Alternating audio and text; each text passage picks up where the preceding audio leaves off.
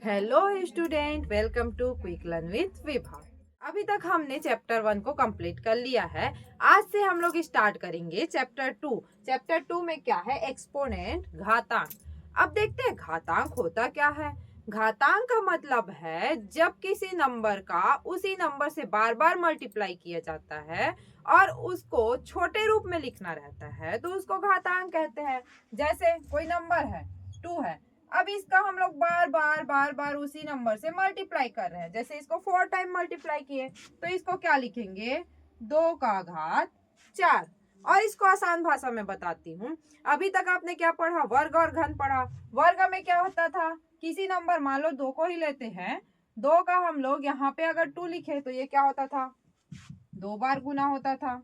अगर इसी को मैं लिखूं 3 तो ये घन हो गया, 3 बार गुना होता है। इसी नंबर को अगर इसका नाम दे दिया गया है, इसको वर्ग दे दिया गया है, इसको घन दे दिया गया है, इसी नंबर को अगर मैं बढ़ाऊं 2 का घात 4, 5, 6 या फिर 2 का घात 11, जितना भी, तो इसी को क्या बोला जाता है? घातांक बोला जाता है। मतलब उसी नंबर का बार बार मल्टीप्लाई।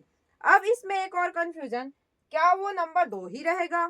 नहीं, वो नंबर 2 ही नहीं रहेगा। हम लोग किसी भी नंबर को लिख सकते हैं। 3 है, 3 का 10 बार मल्टीप्लाई हो गया, या फिर 4 का 5 बार मल्टीप्लाई हो गया, तो उसको क्या बोला जाएगा? घातांक बोला जाएगा। और एग्जांपल बताती हूँ। जैसे 4 का घात 5 है तो ये क्या होगा? 4 गुनी 4 गुनी 4 गुनी 4 गुनी 4। मतलब 4 को 5 बार गुना किया गया है। अब ये तो बहुत लंबा हो गया, तो इसी को शॉर्ट रूप में, इसी को छोटे रूप में लिखने के लिए हम लोग क्या लिखते हैं? घातांक लिखते हैं। अब ये कितना टाइम है? 5 बार है, तो इसको हम लोग लिखे हैं 5 बार और इस नंबर को यहाँ पे लिखे हैं। क्लियर है? और एग्जाम्पल देती हूँ। जैसे 6 का घात 7 है, मतलब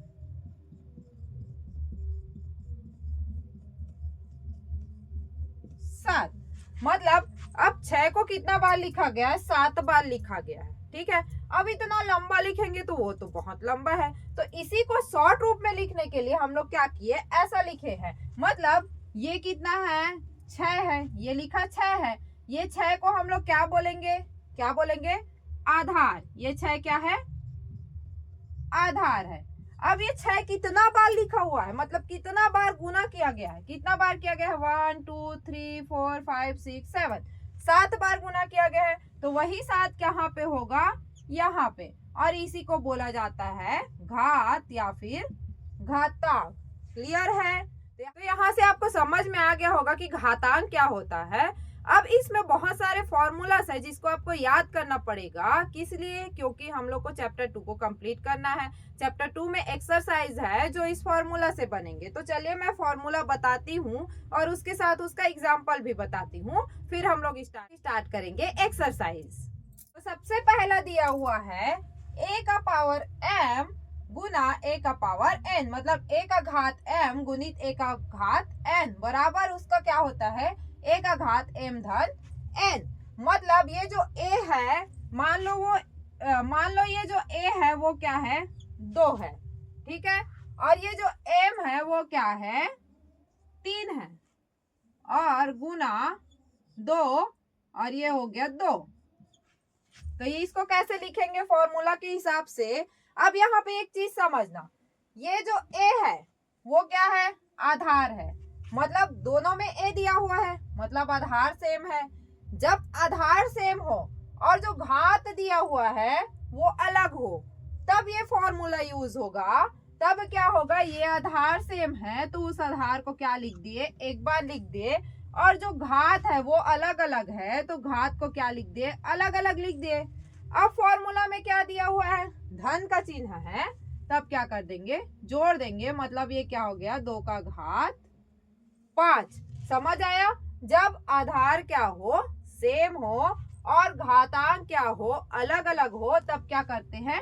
जोड़ते हैं। किस में जोड़ते हैं? जब गुना हो। क्लियर है? देखते हैं सेकंड नंबर। अब सेकंड भी सेम है। इसमें क्या दिया है? गुना दिया है। इसमें क्या दिया है? भाग दिया है। तो गुना में क्या हो जाता है? जो घात है वो जुड़ जाता है, और भाग में क्या होता है? जो घात है वो घट जाता है। तो चलो देखते हैं। अगर आधार क्या दिया है 3, अब घात अलग अलग होना चाहिए बोला गया है, तो घात दिया है 3 का घात 2 दे दिया है, यहाँ पे दिया है भाग, और 3 का घात क्या दे दिया गया है 4 दे दिया गया है। 3 का घात 4 और 3 का घात 2 दिया गया है। ठीक है, इसको ऐसे भी लिख सकते हैं हम लोग 3 का घात 4 और 3 का घात 2, दोनों का मतलब सेम ही है। ठीक है, अब इसमें भी देखो आधार सेम है, मतलब ये ए का मतलब क्या है आधार है, सेम है आधार, आधार सेम है। घात एम और एन, एम और एन अलग अलग होता है, मतलब घात क्या है अलग अलग है, तब क्या होगा m माइनस एन, मतलब जो घात है वो क्या हो जाएगा घट जाएगा। तो घटा देते हैं, आधार को एक बार लिख दिए, ठीक है, ये जो है उसको एक बार लिख दिए, और जो घात है उसको क्या कर दिए हम लोग घटा दिए। आंसर क्या आया, ये हो गया आधार, और इसको घटाए तो क्या आ गया आंसर आ गया 2। क्लियर है, ये भाग है और ये गुना है। गुना में क्या होता है जोड़ते हैं घात को, भाग में क्या करते हैं घटाते हैं। क्लियर है, चलिए देखते हैं तीसरा नंबर। तीसरा नंबर क्या है, हमारे पास क्या दिया है आधार दिया गया है। अब आधार के क्या है, आधार में घात दिया गया है, 2 अलग अलग दिया गया है, एक घात अंदर और एक बाहर दिया गया है, तब क्या करते हैं दोनों का गुना हो जाता है। यहाँ पे कुछ नहीं है का मतलब क्या होता है गुना का चिन्ह ले लेते हैं। जैसे a जो है वो क्या है 4 है, मतलब जो आधार क्या है 4 है।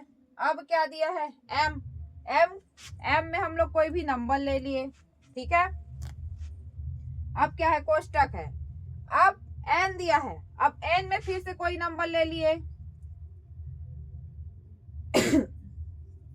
नंबर ले लिए।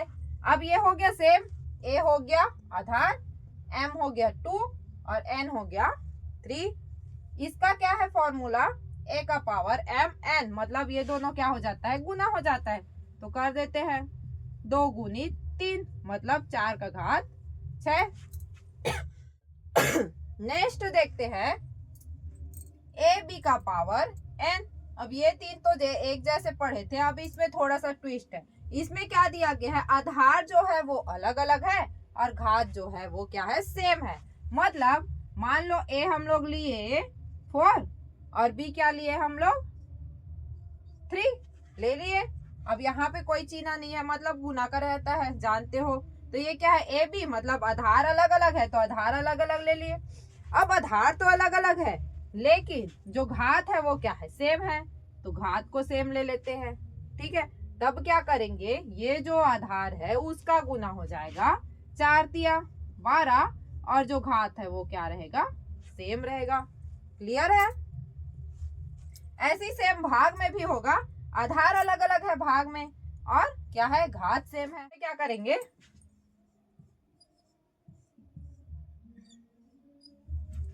ठीक है, अब क्या है ये दोनों का भाग है, मतलब 2 से अगर 4 को भाग देंगे तो 2 आएगा, मतलब 2 का घात 2। क्लियर है, अब ये नंबर है a का घात 0, मतलब कोई भी नंबर हो, चाहे 1 का घात 0 हो, चाहे 2 का घात 0 हो, चाहे 50 का घात 0 हो, उसका आंसर हमेशा क्या होगा 1 होगा। समझ लीजिए एक बार और, अगर कोई भी नंबर दिया हुआ है, चाहे वो 10 का घात हो 0 दिया हुआ है, कोई भी नंबर का घात 0 दिया हुआ है, तो उसका आंसर क्या होगा 1 ही होगा हमेशा, याद रखिएगा। नेक्स्ट देखते हैं लास्ट, a का पावर n बराबर 1 a का पावर n, मतलब जो आधार है वो दिया है 2। अब आधार का जो नंबर है ऊपर का घात है वो माइनस में दिया हुआ है, तब क्या करते हैं इसको लिखा जाता है, ये माइनस को हटाने के लिए क्या करेंगे हम लोग इसको नीचे ला देंगे, मतलब ये जो नंबर है वो यहाँ पे आ गया, तो ये क्या हो गया माइनस जो है घट गया, मतलब ये क्या हो गया उल्टा लिख दिया है, ये पहले ऊपर में था वो नीचे आ गया। क्लियर है, तो ये है हमारा फॉर्मूला जिसको आपको याद रखना बहुत जरूरी है, ये आगे बहुत ज्यादा यूज होता है, ये क्लास 8 में ही नहीं आगे और भी यूज होगा, इसलिए आप इसको अच्छे से याद कर लीजिए। क्लियर है, अगर आपको कहीं पे भी डाउट होगा तो आप कमेंट करके पूछ सकते हैं।